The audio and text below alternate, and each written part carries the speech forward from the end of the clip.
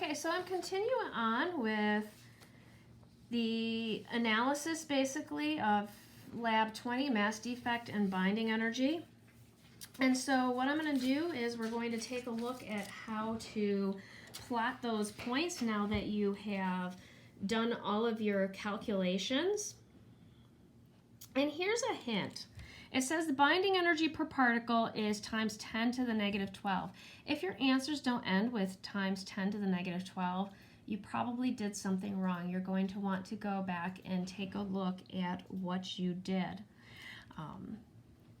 So for our first point, I'm not going to do helium and iron for you. You're going to do those on your own, but I have this binding energy per nucleon of 1.31 times 10 to the negative 12.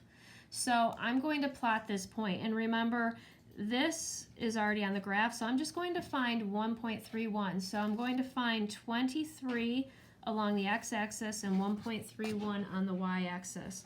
So 23, well, here would be about 30, so it'd be pretty close to 20 down here. So just estimating that. And then 1.31 would be just above the 1.3 line. So I'm going to plot my sodium 23 there and circle it.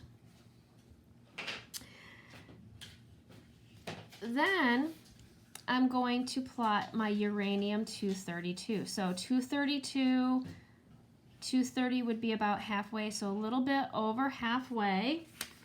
And I found a value of 1.22 times 10 to the negative 12, so up by 1.22. So here, and it'd be a little bit over 1.20, so I'm going to say that that's a good spot to put my uranium 232. Now, after you plot your other 2 points, you're going to want to make a curve, and that curve will not look exactly like this, but should look pretty similar to this one in your book. You will not have so many points plotted, so I do want you to make a best fit curve that would go along that line.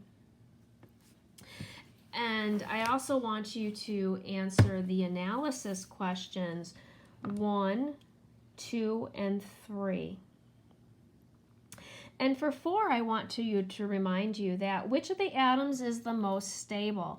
Remember, we said the one with the highest, the greatest binding energy is the most stable. So you will, figure out from your calculations and based on your graph which has the greatest binding energy.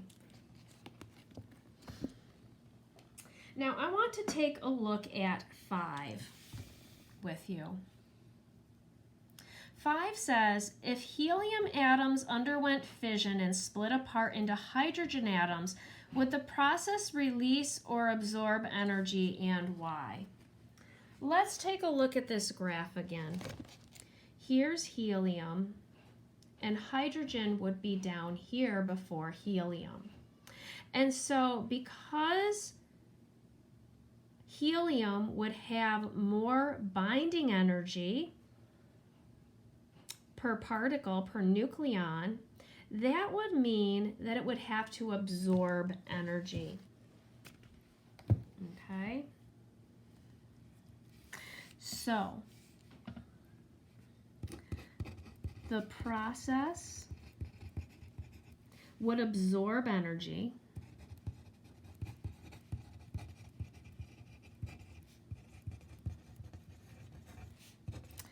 Because the atoms produced by such a process would have less binding energy per particle than the original helium atoms.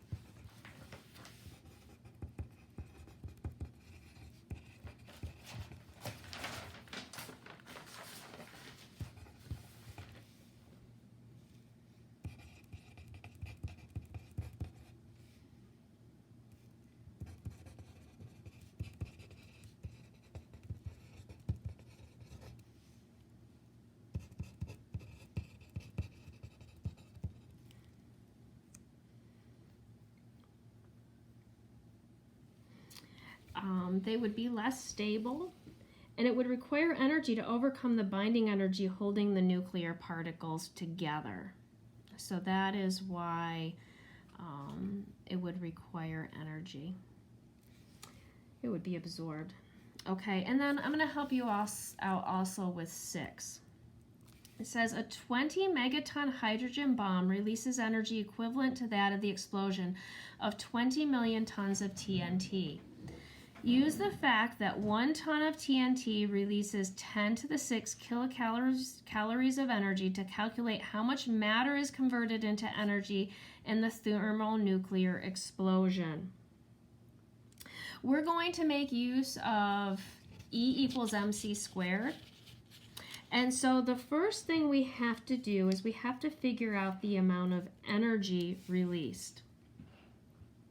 So the amount of energy, we have 2 times 10 to the 7th, which is 2 million tons of TNT.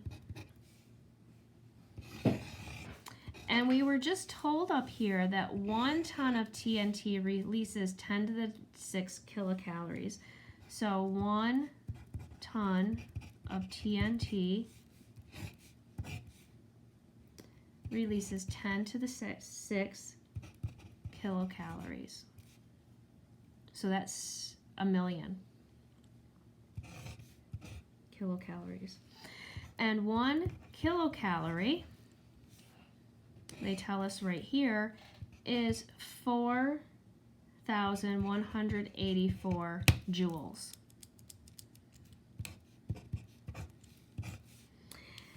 When we do the multiplication across the top, we get 8 times 10 to the 16th joules of energy. Now we're going to use E equals mc squared.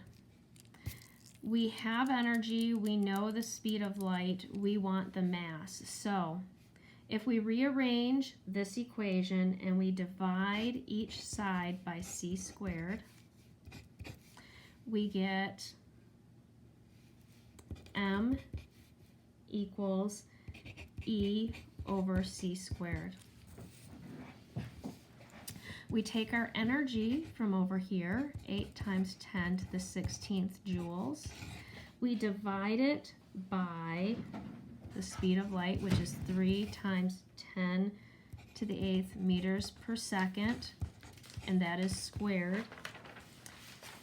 So when we square this and divide it into 8 times 10 to the 16th, we get 0.9 kilograms of matter.